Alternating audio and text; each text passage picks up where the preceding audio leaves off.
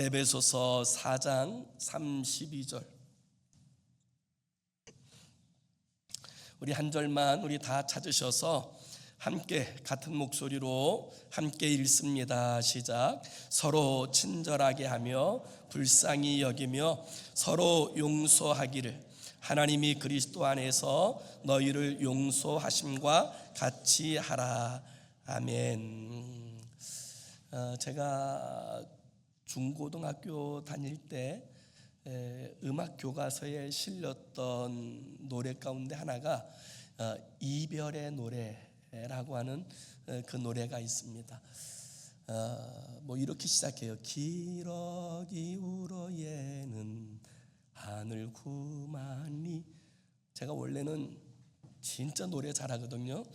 근데 오늘 목이 많이 쉬어서 못하니까 양해해 주시고, 그런 노래의 작사자가 누구냐면 유명한 시인인 박목월 시인이에요. 근데 이 노래가 지어진 배경이 참 흥미롭습니다. 원래 이 박목월 씨가 시인으로 등단하고 또 조금씩 각광받기 시작하면서 어떤 한 여대생하고 눈이 맞아서 어느 날 갑자기 가출해 버렸어요. 갑자기 가출을 해서 이제 집을 떠나갔는데 한참 후에 그 아내에게 들려온 소식을 들으니 제주도에 이 두 사람이 신접 살림을 차리고 있다, 이런 이야기가 들려온 거예요. 그래서 그 얘기를 듣고는 이 아내가 제주도로 그 집으로 찾아갑니다. 찾아갈 때 어떤 마음으로 찾아갔을까요? 아마 가슴에는 막 불이 나고 손에는 막 힘이 주어지고 가면 머리 끄댕이라도 잡아야 되나, 아마 여러 가지 생각을 가지고 찾아갔을 거예요. 근데 막상 찾아가서는 한마디도 하지 않고 생활이 어려울 텐데 보태 쓰라고 하면서 이 돈 봉투를 내려놓고, 또 그리고 겨울을 지나려면 아무리 제주도라도 추울 텐데 내가 옷을 지어왔으니까 따뜻한 옷을 입고 겨울을 나라고, 그리고 나서 이제 다른 어떤 소리도 하지 않고 그 집을 떠나옵니다.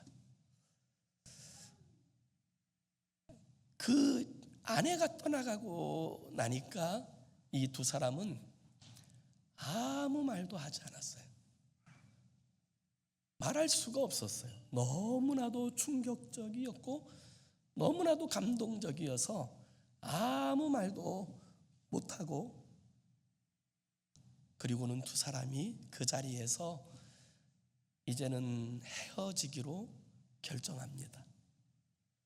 그래서 그 여자가 먼저 제주도에서 육지로 가는 배를 타고 떠나가는 모습을 보면서 지었던 시가 이별의 노래예요. 그래서 이별의 노래가 이렇게 시작돼 있어요. 기러기 우러에는 하늘 구만리, 바람이 선을 불어 가을은 깊었네. 너도 가고 나도 가야지. 사실 우리가 용서해야 된다고 하는 그 부분에 있어서는 누구나도 다 잘 알 것입니다. 특별히 그리스도 예수의 사람들은 용서해야 된다는 말에 대하여 모르는 사람이 어디 있겠습니까?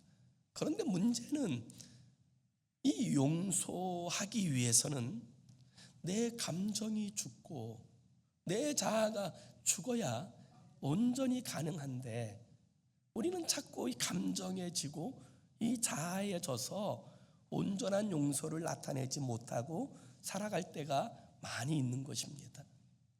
박목월 시인의 아내 또한 왜 감정이 없겠어요? 너무 큰 감정이 있고 원한도 있고 복수심도 있을 터이지만 그는 진실한 그리스도인이었다 그래요. 그래서 하나님 하신 말씀 그대로 실천하고자 순종하여 행하게 되었을 때 그 두 사람의 삶을 완전히 바꾸는 그런 결과를 가져오게 되었던 것이지요. 여러분, 용서는 어떤 의미에서 우리의 삶의 가장 큰 능력이라고 이야기할 수 있습니다. 예수 그리스도의 복음은 용서입니다. 마땅히 심판받아야 될 우리를 향하신 하나님의 용서, 그것이 예수 그리스도의 복음, 이렇게 이야기할 수 있는 것이고요. 또 십자가의 의미가 용서입니다. 우리 주 예수님이 십자가 지신 이유는 우리를 용서하시기 위하여 십자가 지신 거예요. 그래서 어떤 의미에서 기독교는 용서에서 시작하여 용서로 마치는 종교, 이렇게 표현하기도 하더라고요. 우리는 어떻게 하면 여러분이 용서하는 그런 복된 삶으로 나아갈 수 있겠습니까? 우리가 이제 공동체를 세우기 위하여 이제 캠페인 설교를 함께 나누고 있는데, 공동체를 건강하게 세우기 위한 캠페인 설교 9번째로 서로 용서하라라는 제목으로 함께 주의 말씀을 묵상하기 원합니다. 누구나 다 교회에 나오게 되고 예수 그리스도를 주님으로 영접하게 되어지면 그 사람은 조건 없이 우리에게 베풀어 주시는 하나님의 용서를 경험하게 됩니다. 그래서 우리의 신앙생활은 여러분 용서에서 시작되는 거예요. 그리고 우리가 어느 날 마지막에 주님 앞에 설 날에도 우리는 마지막 하늘나라의 용서라는 문을 통하여 하나님 앞에 나아갈 수 있게 되어지는 줄로 믿습니다. 그래서 여러분, 용서에는 위대한 힘이 있어요. 용서는 우리의 삶을 치유하고 우리의 가정을 견고하게 세우고 우리의 삶을 하나님 앞에 온전케 세우는 능력이 있다, 이렇게 이야기할 수 있어요. 오늘 우리가 읽은 이 본문의 말씀을 통하여 서로 용서하기 위해서 어떻게 해야 할 것인지에 대해서 자세히 살펴보기 원합니다. 자, 다시 한번 오늘 본문 오늘 본문 32절 우리 한번 같이 다시 한번 읽습니다. 시작. 서로 친절하게 하며 불쌍히 여기며 서로 용서하기를 하나님이 그리스도 안에서 너희를 용서하심과 같이 하라. 자, 우리가 왜 용서해야 합니까? 이 용서의 동기에 대해서 오늘 32절은 이렇게 표현합니다. 그리스도 안에서, in Christ, 그리스도 안에서 용서해야 된다. 이 그리스도 안에서라고 하는 이 말은 예수님 때문에 용서하는 자로 살아야 된다라는 의미를 나타내고 있는 것입니다. 용서의 동기가 그리스도께 있다라는 사실을 말씀하고 있는 거예요. 예수님께서 우리를 용서하시기 위하여 모진 고난을 당하시고 십자가의 형벌을 다 지셨습니다.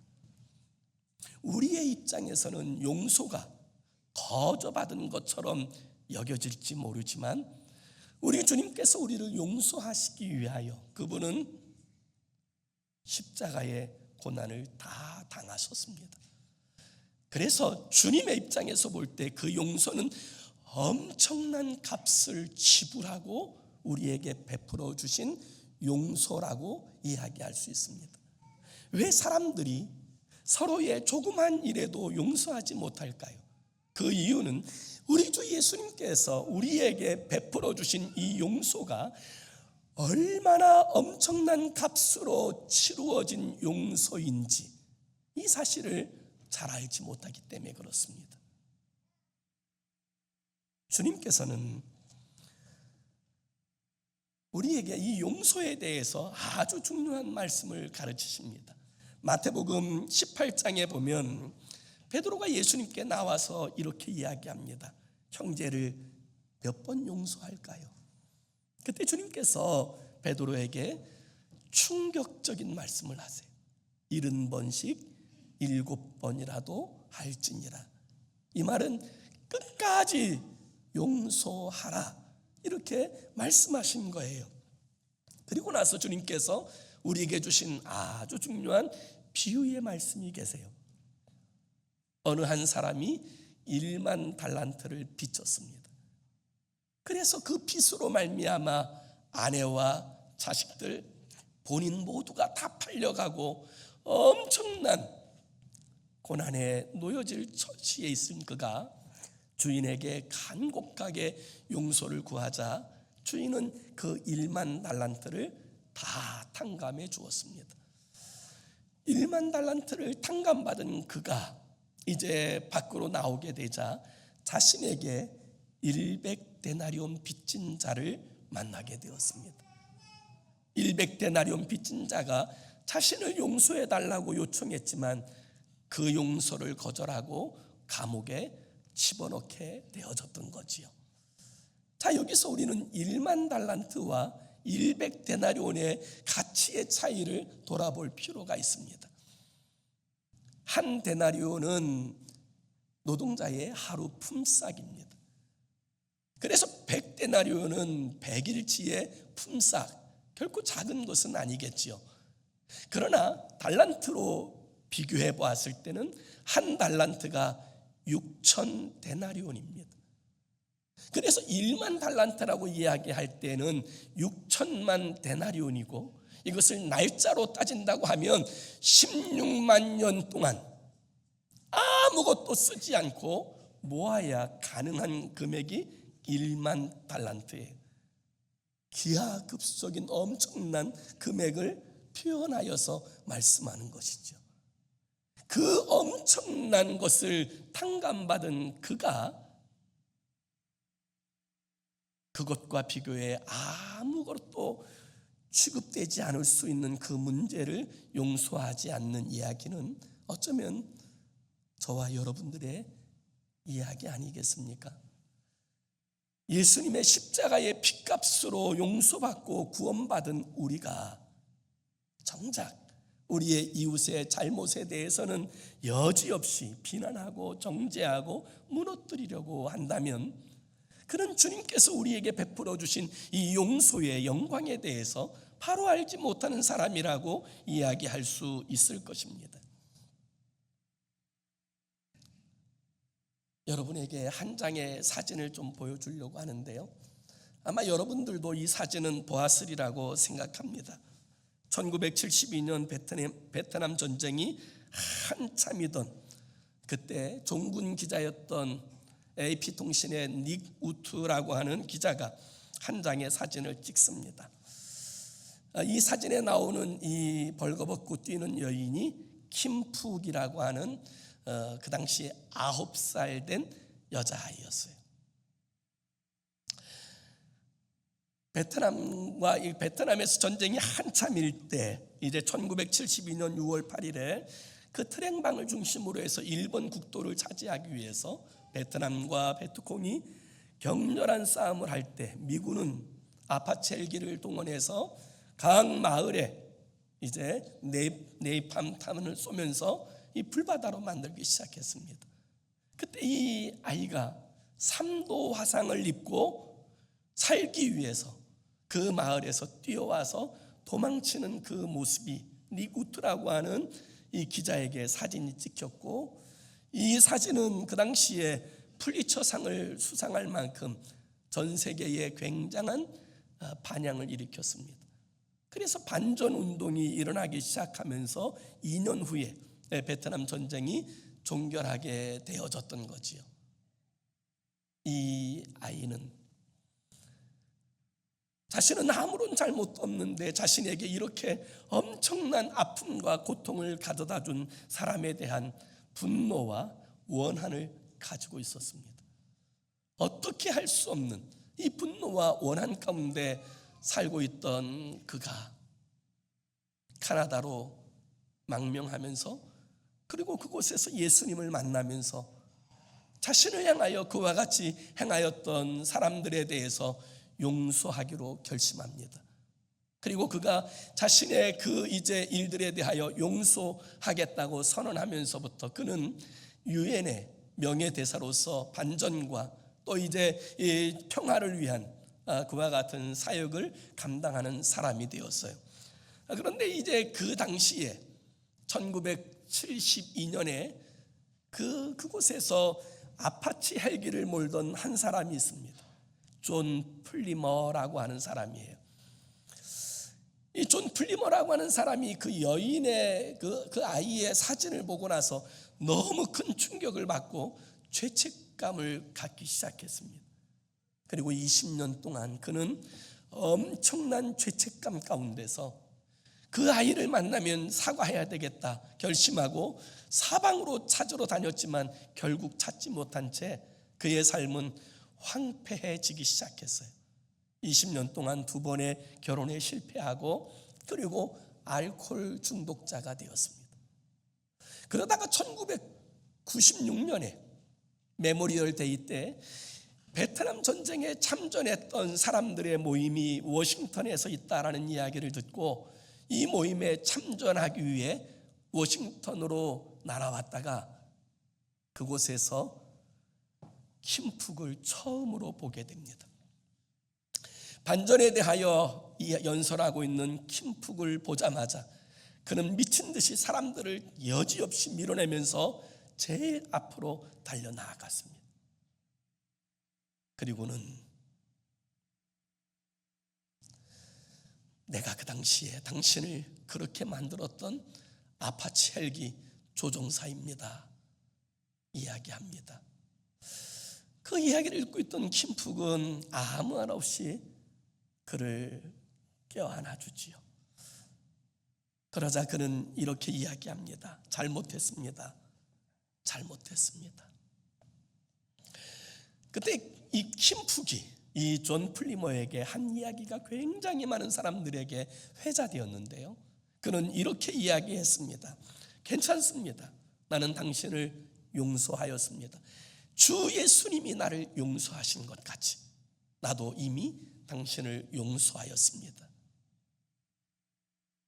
이 사건을 통하여 존 플리머는 예수 그리스도를 영접하게 되었고 지금도 버지니아의 조그마한 마을에서 목사가 되어서 예수 그리스도의 십자가의 복음을 전하는 그런 사역을 감당하고 있다고 합니다. 여러분, 그러면 어떻게 용서해야 될까요? 오늘 본문이 뭐라고 이야기하는지 자세히 살펴보십시오. 32절을 다시 보면 서로 용서하기를 하나님이 그리스도 안에서 너희를 용서하심과 같이 하라. 어떻게 용서하라고요? 하나님이 그리스도 안에서 너희를 용서하심과 같이 그렇게 서로 용서하라. 이렇게 말씀하시는 거예요. 하나님께서는 우리의 죄와 허물을 보시면서도 그리스도로 말미암아 우리를 있는 모습 그대로 용서하시고 하나님의 자녀로 받아주셨습니다. 아무런 조건을 달지 않으셨어요. 주님께서는 우리의 있는 모습 그대로, 이 연약한 모습 그대로, 허물어진 이 모습 그대로 용납하셨고 우리를 받아주셨어요. 그런데 우리가 그리스도 안에서 하나님이 너희를 용서하신 것 같이 용서하라고 하시는 이 말씀을 좀 더 바르게 이해하려면 우리가 너무나도 잘 알고 있는 돌아온 탕자의 이야기를 통하여 우리는 더 깊이 알아갈 수 있다고 생각합니다. 돌아온 탕자의 이야기는 바로 하나님 아버지의 용서를 보여주시는 그런 이야기이기 때문에 그래요. 둘째 아들은 엄청난 불효자였습니다. 아버지가 멀쩡히 살아있는데 죽은 사람 취급하며 자신의 몫의 유산을 달라고 떼를 쓰기 시작합니다. 그리고 그 유산을 나누어 주자 그는 그 유산을 가지고 이방 나라에 가서 창기와 함께 허랑방탕하게 다 허비해버린 후에 그는 돼지 치는 자가 되고 쥐염 열매를 먹는 그런 존재가 되어져 버렸어요. 그가 그런 절망적인 상황 가운데 다시 아버지께로 돌아오는 이야기는 하나님 아버지께서 우리를 어떻게 그리스도 안에서 용서하여 주셨는지를 잘 보여주고 있습니다. 하나님의 용서는 어떤 용서입니까? 첫 번째는 여러분 조건 없이 용서하셨다는 거예요. 조건 없이 받아주셨습니다. 돼지치다가 돌아온 아들을 비웃지 않고 또 야단치지도 않고 있는 그대로 그 아버지는 받아주었어요. 하나님은 우리의 있는 그대로 우리를 받아주시고 우리를 용서하여 주신 줄로 믿습니다. 그분의 용서에는 조건이 없어요. 그런데 때로 우리의 용서에는 이 조건들이 달릴 때가 있습니다. 그렇게 하면 용서하겠다. 그것이 온전한 용서가 되지 못한다라는 사실을 성경은 우리에게 말씀하고 있는 거예요. 두 번째는 용서한다는 사실을 구체적으로 표현했다는 거예요. 말로만 용서하는 것이 아니라 실제적으로 말로도 용서한다고 표현하고 행동으로도 용서하고 있음을 분명하게 보여준 것, 그것이 아버지의 용서의 모습이에요. 거짓골이 된 둘째 아들이 고개를 넘어오는 모습을 본 아버지는 그 아들이 한 걸음 올 때 10걸음을 달려갑니다. 그리고 그 아들을 껴안고 내가 너를 용서한다. 아무 조건 없이 그를 다시 아들로 받아주었습니다. 아무런 이유 없이 다 끌어안아주고 입맞추었습니다. 돼지치며 쥐염 열매 먹던 그를 아무런 이야기 없이 수용하여 주었어요. 아버지의 용서를 보여주는 세 번째는 여러분, 이전의 죄를 문제 삼지 않았다는 거예요. 돌아온 건 돌아온 것이고 그 재산은 어디에 두었느냐 따지지 않았습니다. 왜 그 재산을 허비하였느냐 비난하지 않았어요. 그 연약한 모습 그대로 안아주었어요. 대신 내 아들은 죽었다가 다시 살아난 것이다. 그렇게 그 아들을 붙들어 주었습니다. 그리고 새 옷과 새 신발을 신기고 손에 가락지를 끼우고 그를 온전히 수용하여 주었어요. 아버지의 용서의 네 번째 모습은 죄인을 온전히 회복시켜 주었어요. 네가 돌아오긴 했지만 이제부터는 내 아들이 아니다가 아니라 그에게 손에 가락지를 끼우고 아들로서의 권위와 권세를 행할 수 있는 모든 것을 허락하여 주고, 그리고 사람들을 다 불러 모아 잔치를 하며 이 아들이 내 아들인 것을, 아들로서 내가 정확하게 인준하였다는 사실을 보여주는 것, 그것이 아버지의 용서의 모습이었다라는 사실을 우리는 기억할 필요가 있습니다. 그것이 하나님의 용서예요. 하나님이 그리스도 예수 안에서 너희를 용서함 같이 너희도 그렇게 서로 용서하라.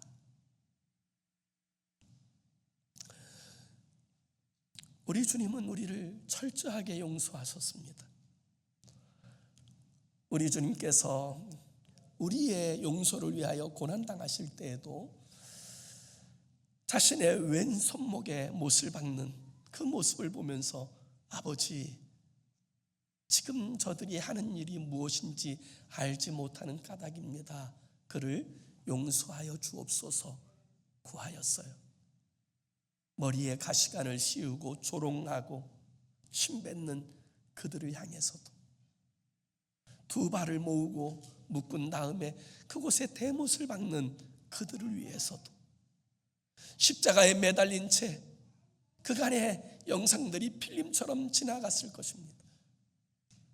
그렇게 따랐던 제자가 자신을 노예값에 팔고, 그렇게 큰 소리 쳤던 제자가 계집 여종 앞에서 나는 주를 모른다, 오히려 부인하고 저주하였던, 호산나 찬송하였던 그들이 대제사장의 그 노름에 속아서 이제는 오히려 예수를 십자가에 못 박으라고 소리치는 그 하나하나의 영상이 지나갈 때마다 주님께서 뭐라고 말씀하셨겠어요? 아버지, 저들을 용서하여 주시옵소서. 주님의 그 용서 때문에 우리가 구원받게 되어진 줄로 믿습니다. 주님의 그 용서 때문에 우리가 하나님의 백성이 되고 하나님의 자녀가 되어질 수 있었던 거예요. 그런데 오늘 우리가 이 본문에서 깊이 살펴봐야 될 또 하나의 관점은, 용서는 우리의 선택이 아니라 하나님의 명령이라는 거예요. 그래서 오늘 본문 32절에 보면 하나님이 그리스도 안에서 너희를 용서하심 같이 하라 명령하셨어요. 용서는 내 선택사항이 아닙니다. 하나님의 명령이에요. 이 사실을 우리는 반드시 기억할 필요가 있습니다. 제가 참 좋아하는 예화 가운데 피난처라고 하는 책이 있습니다. 이 책에 보면 코리텐붐이라고 하는 이 여인의 이야기가 등장하는데, 이 네덜란드 여인인데 이 세계 2차 대전이 터지고 나치들이 유대인들을 죽이게 되자 자기의 집에 유대인을 감추어 주었다는 제목 때문에 온 가족이 라벤스부르크의 수용소에 끌려가게 됩니다. 이 끌려간 가운데서 자기 언니 베티하고 이 코리텐붐이 한 이제 감옥에 있게 되었는데, 이 감옥에 아주 악질적인 간수 하나가 있었습니다. 자신을 발가벗기고 아주 모욕적으로 행하는 일들이 한두 번이 아니고, 심지어 자신의 언니 베티가 그 때문에 죽고 맙니다. 그리고 세계 2차 대전이 끝났을 때 하나님께서는 코리텐붐에게 너는 이 독일 백성들에게 용서의 복음을 전해라 하는 감동을 받아요. 처음에는 감당할 수 없다고 몸부림쳤지만 그것이 하나님의 뜻인 줄 알고 그가 감당하고자 하여서 독일의 모든 지역마다 가서 이 용서의 복음을 전할 때 사람들이 인산인해를 이뤘다고 합니다. 어느 날 그곳에서도 이 용서의 복음을 전한 후에 예배당 앞에 나아가 이 그 자리에 참여한 한 사람 한 사람들을 허그하면서 하나님께서 당신을 용서하십니다, 이 사실을 전하고 있는데, 자신에게 가까이 오고 있는 한 남자의 얼굴이 언뜻 눈에 보입니다. 그 남자가 바로 자신의 언니 베티를 죽이고 자신을 그렇게 모욕하였던, 일평생 잊을 수 없는 그 간수였어요. 그때 이 코리텐붐은 이렇게 마음으로 외칩니다. 하나님, 저 사람은 안 됩니다. 정말로 저 사람은 안 됩니다. 그렇게 계속 되뇌이면서 고백하고 있을 때 이 여인에게 선명하게 들려오는 하나님의 음성이 있었어요. 그 책에 보면 그는 이렇게 쓰고 있어요. 나는 너에게 용서할 마음이 있는지 묻는 것이 아니다. 내 말에 순종할 것인지를 묻는 것이다. 그 하나님의 음성을 듣고 이 코리텐붐은 그렇다면 순종해야지요. 그리고 그 간수를 허그하면서 하나님이 당신을 용서하십니다 하였을 때, 이 코리텐붐은 하나님께서 예수 그리스도를 통하여 우리를 어떻게 용서하셨는지가 비로소 온전히 깨달아질 수 있었다고 고백하고 있습니다. 용서할 때 우리는 하나님의 마음을 아는 거예요. 용서할 때 우리가 하나님께서 우리를 어떻게 용서해 주셨는지를 배우고 경험하게 되어지는 줄로 믿습니다. 용서는 어떤 의미에서 이기적인 사랑이라고 하는 표현이 있어요. 다시 말하면 이 용서는 다른 사람을 위해서가 아니라 나를 위해서 더 중요하다는 사실을 의미하는 거예요. 우리가 진정으로 용서하게 될 때 내가 그 정죄에서 자유함을 얻습니다. 진정으로 용서하게 될 때 하나님의 은혜를 경험하게 됩니다. 진정으로 용서하게 될 때 우리를 향하신 하나님의 사랑을 배우게 되어지는 줄로 믿습니다. 그래서 하나님께서는 이 용서에 대해서 말씀하실 때 용서했으면 좋겠다가 아니에요. 용서하라. 하나님이 그리스도 안에서 너를 용서한 것 같이 너희도 서로 용서하라. 그것이 하나님의 명령이에요. 네. 오래전에